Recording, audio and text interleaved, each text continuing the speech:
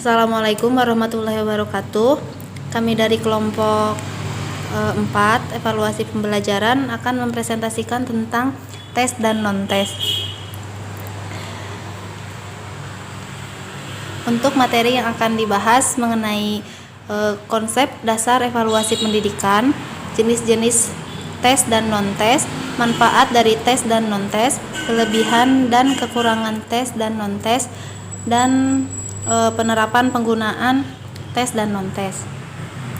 Untuk konsep dasar, evaluasi pendidikan merupakan kegiatan yang terencana untuk mengetahui keadaan sesuatu objek dengan menggunakan instrumen dan hasilnya dibandingkan dengan tolak ukur untuk memperoleh kesimpulan. Berdasarkan gambar di samping, dapat diketahui hubungan antara tujuan pendidikan, proses belajar mengajar, dan proses evaluasi. Tujuan pendidikan akan mengarahkan bagaimana pelaksanaan proses belajar mengajar yang seharusnya dilaksanakan, sekaligus merupakan kerangka acuan untuk melaksanakan kegiatan evaluasi hasil belajar. Pelaksanaan proses belajar mengajar juga berkepentingan akan adanya perumusan tujuan yang baik, dan prosedur evaluasi haruslah memperhatikan pelaksanaan proses belajar mengajar. Evaluasi memiliki dua kepentingan, yaitu mengetahui apakah tujuan pendidikan sudah tercapai dengan baik dan juga untuk memperbaiki serta mengarahkan pelaksanaan proses belajar mengajar. Berikutnya adalah tentang jenis-jenis tes dan non-tes. Tes merupakan pertanyaan yang harus dijawab dan penyidik mengambil kesimpulan dengan cara membandingkan dengan standar tes yang lain. Tes berdasarkan alat perkembangan peserta didik dibagi menjadi 6. Yang pertama, tes seleksi. Tes seleksi sering dikenal dengan istilah ujian ringan. Tes ini dilaksanakan dalam rangka penerimaan calon mahasiswa baru, di mana hasil tes digunakan untuk memilih calon peserta didik yang tergolong paling baik dari sekian banyak calon yang mengikuti tes. Yang kedua adalah tes awal atau pretest. Tes ini dilaksanakan dengan tujuan mengetahui sejauh mana materi atau bahan pelajaran yang akan diajarkan dapat dikuasai oleh peserta didik. Berikutnya adalah tes akhir atau post-test. Tes ini dilaksanakan dengan tujuan untuk mengetahui apakah semua materi pelajaran yang tergolong penting sudah dapat dikuasai dengan sebaik-baiknya oleh peserta didik. Berikutnya adalah tes diagnostik.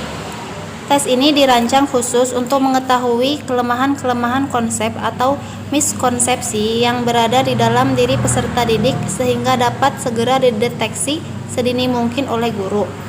Berikutnya adalah tes formatif.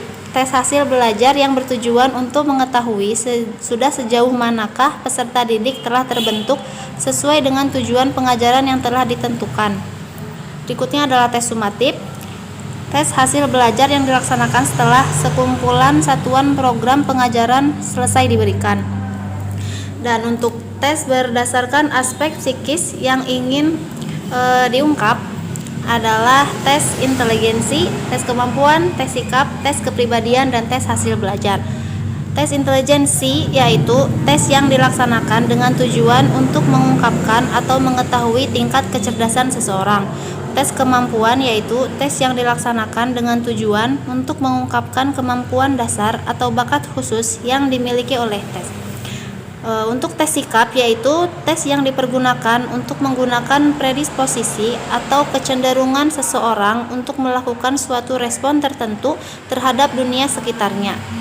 Tes kepribadian yaitu tes yang dilaksanakan dengan tujuan mengungkapkan ciri-ciri khas dari seseorang yang banyak sedikitnya bersifat lahiriah. Dan yang terakhir adalah tes hasil belajar yaitu tes yang biasa digunakan untuk mengungkapkan tingkat pencapaian atau hasil belajar. Berikutnya adalah tes berdasarkan jumlah orang yang mengikuti tes, ada 2, yaitu tes individual dan tes kelompok. Tes individual yakni tes di mana hanya berhadapan dengan satu orang tes, sedangkan untuk tes kelompok yaitu tes di mana berhadapan dengan lebih dari satu orang. Dan tes berdasarkan waktu yang disediakan dibagi 2, yaitu power test dan speed test. Untuk power test, yaitu tes di mana waktu yang disediakan bagi tes untuk menyelesaikan tes tersebut tidak dibatasi.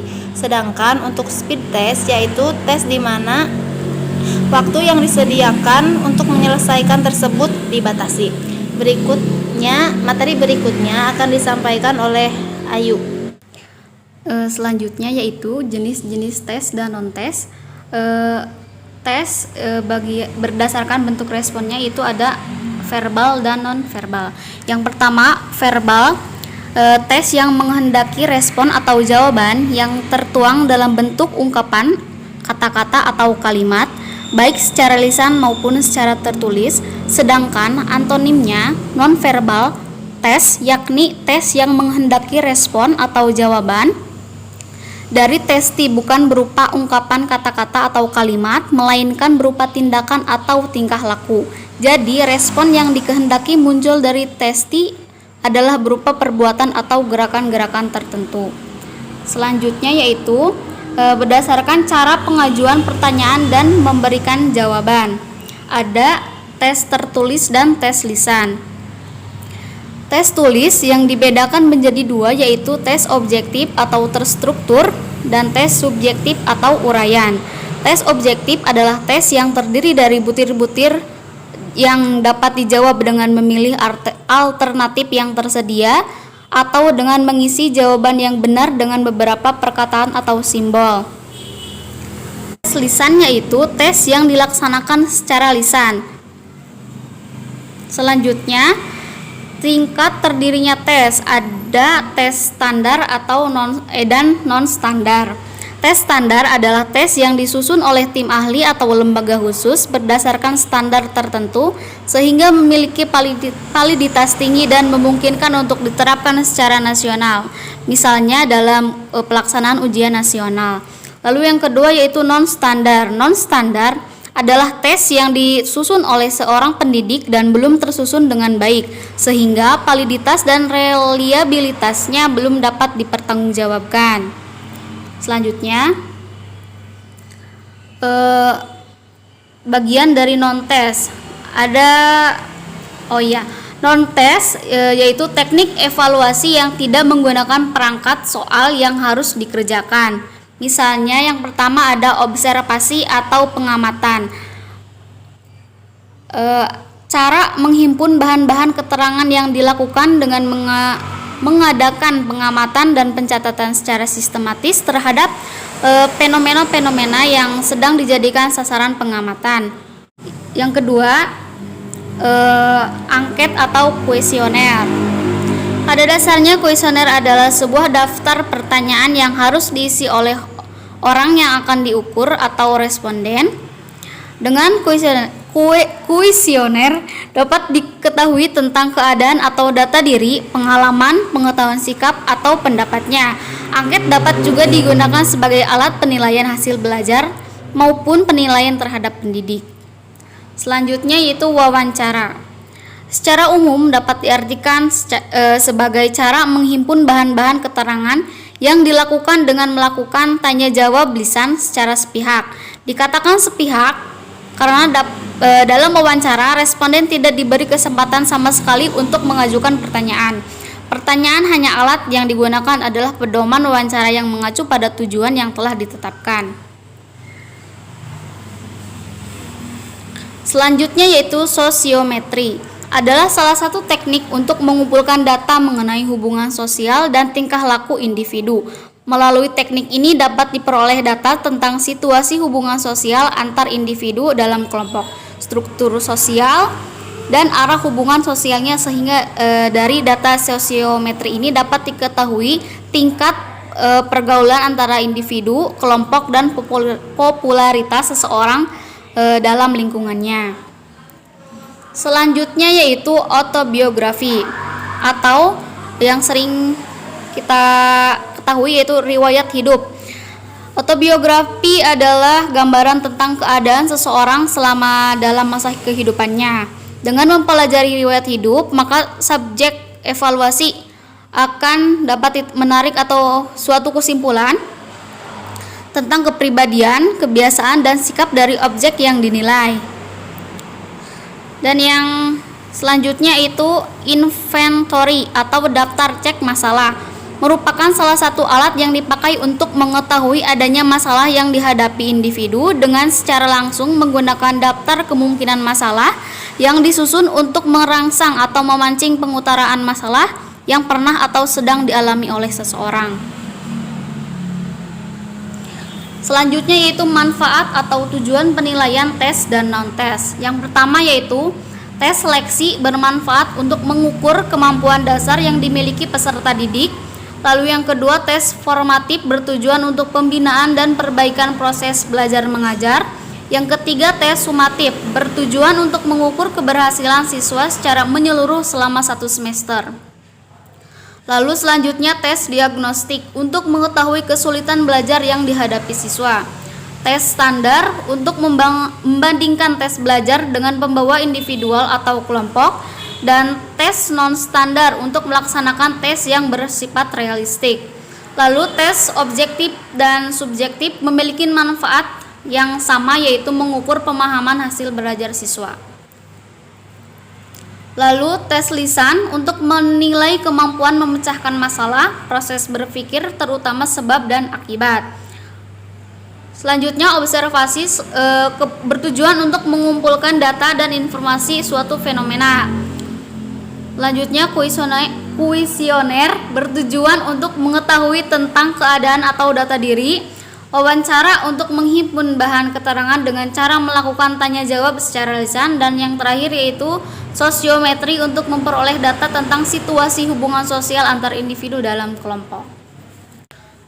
Selanjutnya adapun kelebihan dan kekurangan.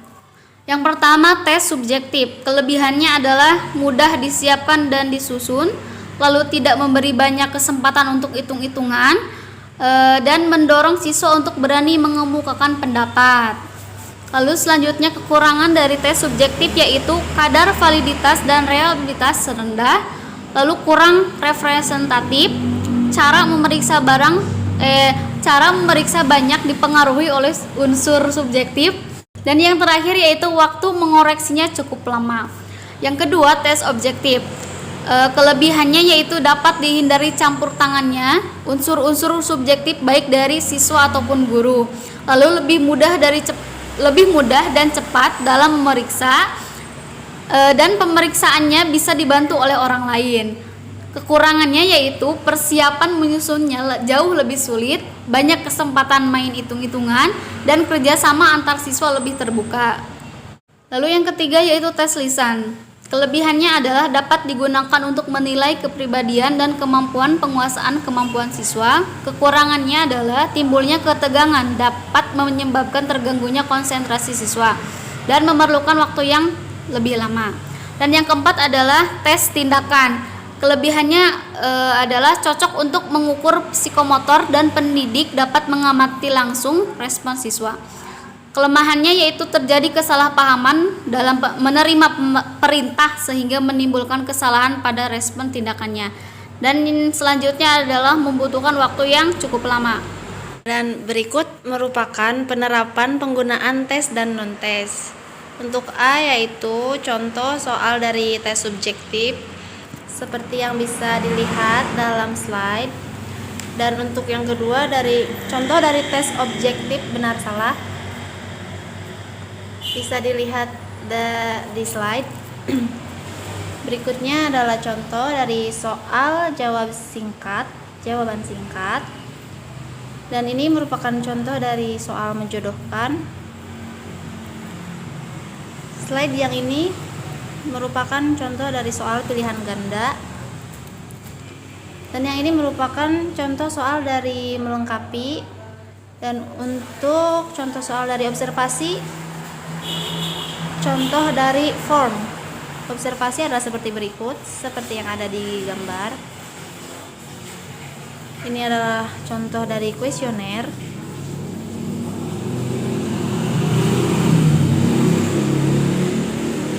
Ini adalah bentuk form dari wawancara.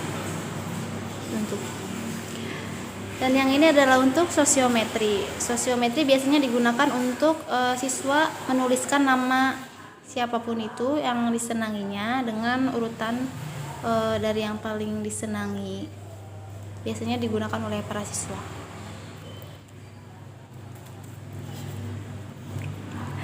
Ini merupakan contoh dari autobiografi. Autobiografi adalah catatan riwayat hidup yang ditulis oleh orang yang bersangkutan.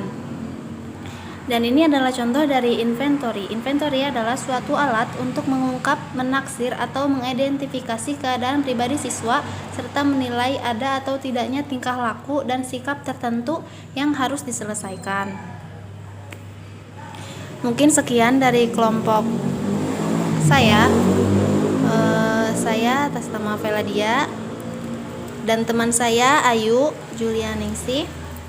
Mohon maaf apabila terdapat banyak kesalahan. Ditutup. Wassalamualaikum warahmatullahi wabarakatuh.